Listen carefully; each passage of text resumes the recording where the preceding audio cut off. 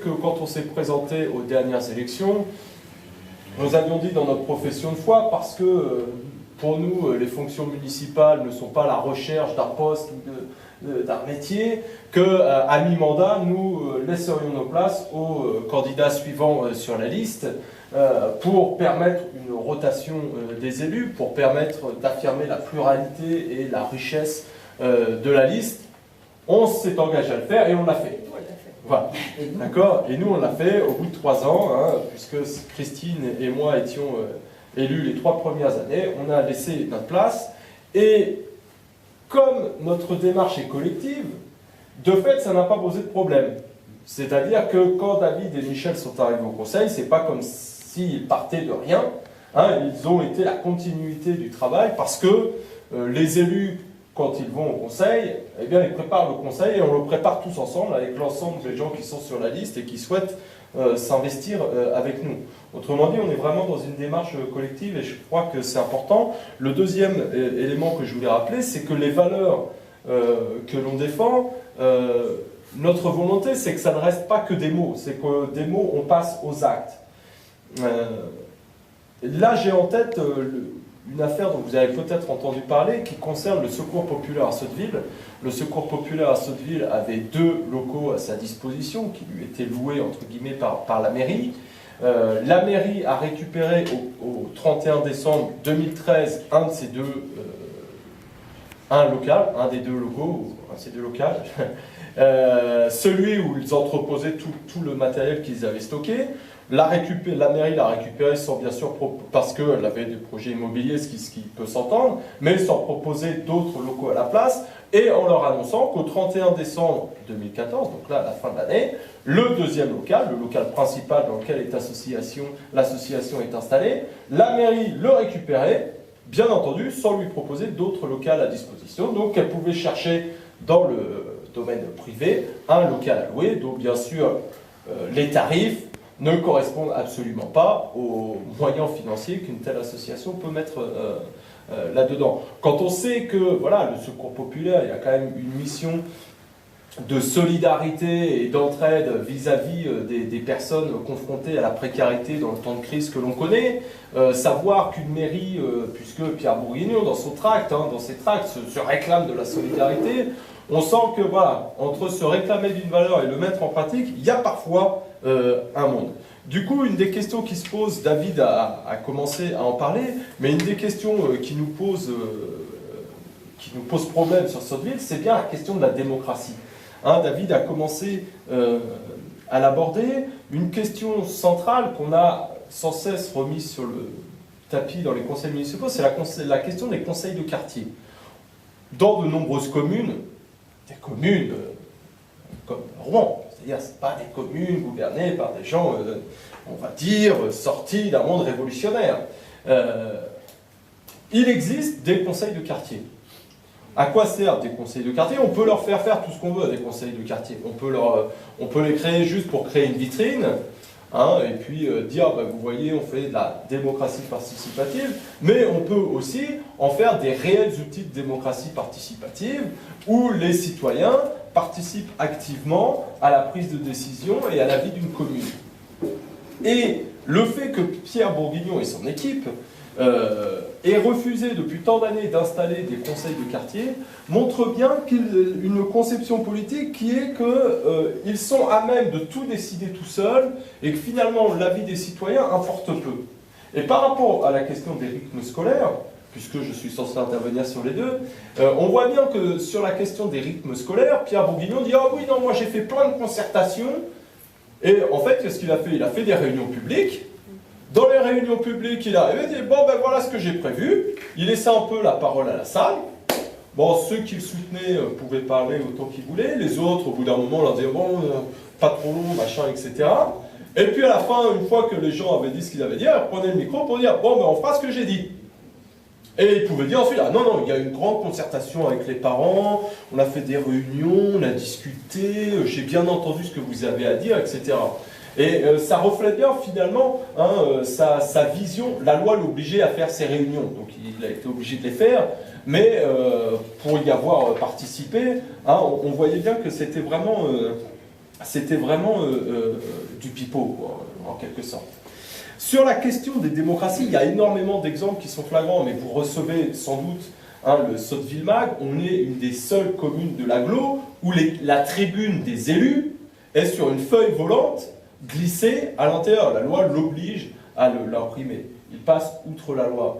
Pourquoi il fait ça? Parce que forcément, régulièrement, cette page volante disparaît. Du coup, les gens ont le journal, mais sans avoir la tribune des élus. Du coup, le seul mot politique qu'ils ont, c'est l'édito du maire et éventuellement le compte-rendu du conseil municipal fait par son équipe. Alors, à lire les comptes rendus du conseil municipal, c'est génial. Au conseil municipal, on est tous toujours d'accord, avec, bien sûr, en précisant que ce que fait M. Bourguignon est extraordinaire. D'accord, c'est vraiment, il y a un côté tellement caricatural qu'on se demande pourquoi ils le font. Les exemples de ce type sont hyper variés. Si vous n'avez pas eu la chance de venir dans un conseil municipal un jour, n'hésitez pas, c'est le jeudi, ça commence à 18 h jusqu'à 23 ou 23 h 30. Et ce qui est intéressant, c'est de voir M. Bourguignon couper les micros quand ce que les élus de Sotteville à gauche vraiment disent ne le satisfont pas. C'est M.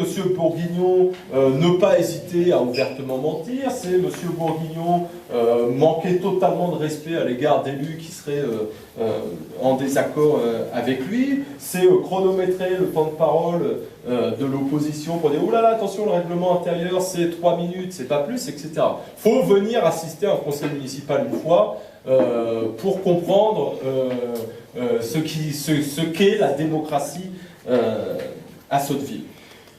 L'affaire de la fermeture de l'école Mahé, dont parlait David, montre bien effectivement que cette question de la démocratie, c'est pas la dérive de Pierre Bourguignon, c'est que c'est un système. C'est que le système de la majorité municipale repose sur cette conception de la démocratie et les propositions que l'on fait et qu'on a fait pendant tout le mandat sont très claires. C'est qu'il faut que cette prise de décision qui est enfermée autour d'une ou deux personnes puisse s'ouvrir à toute la population dans tous les domaines. Concernant les rythmes scolaires, parce que j'étais un peu long sur ce premier point, concernant les rythmes scolaires, les rythmes scolaires, c'est une décision qui a été prise au niveau national, les communes ayant la liberté de l'appliquer soit à la rentrée précédente, soit à la prochaine. Pierre Bourguignon a décidé de l'appliquer dès la rentrée précédente. Le constat qu'on peut faire, c'est qu'il y a de gros soucis d'organisation de cette réforme à travers les choix qu'il a fait et que aussi bien que subissent à la fois les enfants, les enseignants et le personnel municipal qui travaille à la mairie. D'un point de vue de méthode, il faut absolument qu'on puisse, en tant que municipalité, reprendre tout ça à zéro, qu'on puisse reposer tout sur la table, qu'on puisse organiser une réelle concertation, un travail en commun avec l'ensemble des composantes de la vie scolaire, c'est-à-dire à la fois la mairie, à la fois les parents, à la fois les instituteurs, à la fois le personnel, pour réussir à faire en sorte que le résultat soit beaucoup moins médiocre. David l'a rappelé, l'ensemble des conseils d'école ont demandé à l'unanimité que l'allongement et que les ateliers gérés par la mairie se fassent à la fin de la journée plutôt que le midi. D'accord? Ça, c'est tout à fait faisable. Si dans les choix d'organisation de la mairie, que le maire refuse de modifier, il y a le fait que dans les écoles, il n'y a pas d'ATSEM entre 11 h et 11 h 30. Les ATSEM, c'est les assistantes maternelles qui travaillent en particulier en maternelle avec les instituteurs, les enseignants, pour les assister, par exemple quand les enfants veulent aller aux toilettes, etc. Dans les écoles à Sotteville, entre 11 h et 11 h 30, il n'y en a pas. Autrement dit, comme les écoles maternelles ne sont pas de vraies écoles maternelles, à une exception près, l'école Mahé, mais ça tombe bien, on l'a fermée, ce sont des écoles primaires reconverties en écoles maternelles, les locaux sont en partie inadaptés. Si on prend l'exemple de Renan, moi, où je vais chaque jour chercher et emmener mes progénitures, on voit bien, il y a les enfants de l'école maternelle qui sont à l'étage, etc.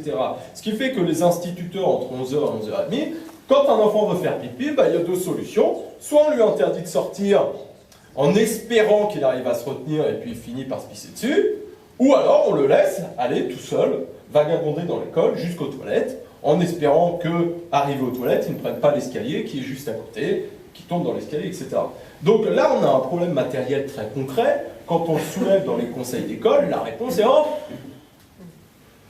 on en parlera à M. Bourguignon, d'accord, et rien ne se passe ». Alors que ça, c'est une organisation qui dépend entièrement de la mairie, c'est absolument pas du ressort national, donc c'est quelque chose sur lequel on pourrait très concrètement avancer. Et si on faisait un comité de suivi de la mise en place de cette réforme, ces questions-là pourraient être réglées depuis plusieurs mois maintenant, parce qu'il n'a pas fallu longtemps forcément pour s'apercevoir que ça posait, un problème. D'accord ? Je ne reviens pas sur la question de la nécessité de travaux dans les écoles, David l'a évoqué, mais forcément quand on a des temps de pause de plus de 2 heures le midi dans des écoles où il n'y a pas de préau, que les ateliers ne peuvent pas accueillir tous les enfants, il y a qu'on est dans une région où parfois il pleut, forcément il y a des trucs où officiellement on est dans une réforme du rythme scolaire. Pour réforme du rythme scolaire, on peut le faire si le résultat correspond à l'objectif. Rappelons-nous les objectifs, c'est d'abord mettre l'enfant au cœur de l'éducation, qu'on prenne en compte son rythme, que chacun puisse s'épanouir, etc. On voit que le résultat, c'est pas en laissant les enfants 1h30 gambader dans la cour, dans les flaques d'eau, dans la boue, etc., qu'on les met en condition pour pouvoir ensuite bosser de manière convenable avec les instituts. Donc là, on voit qu'il y a vraiment de nombreux problèmes qui résultent quand même, et c'est ça qui est important, de choix faits par le maire et son équipe, et sur lequel il faut qu'on arrive à imposer que d'autres choix soient faits en prenant d'abord la concertation et la remise à plat.